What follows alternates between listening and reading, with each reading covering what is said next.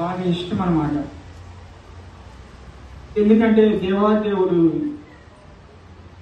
నన్ను ఈ లోకంలో ఉన్నప్పుడు నేను అల్లుని అలాంటి రీతిగా నాకు కొద్దిగా ఎన్నుమొక్క బెండకాయ మీద కాలు పడి ఎన్నుమొక్క ఇరిగిపోయినప్పుడు ఇప్పుడు ఈ హౌస్లో పిల్లలు ఉంటే ఆగుద్ది, ఎన్నుమొక్క ఉంటే ఆగలేదు.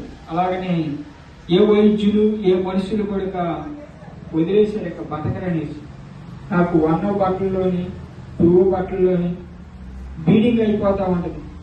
మళ్ళీ ఇక్కడి నుంచి ఇక్కడికి పడిపోయి ఎన్ని లక్షలు పెట్టినా పడుకు మా వల్ల కాదని దేశం చేతులు ఎత్తేసారు వైద్యులు. అలాగా నేను ఎవరు కాదన్నప్పుడు వచ్చేసి వెళ్తున్నప్పుడు నా దగ్గరికి ఒక రాంబాబు వచ్చి సువార్త చెప్తున్నారు.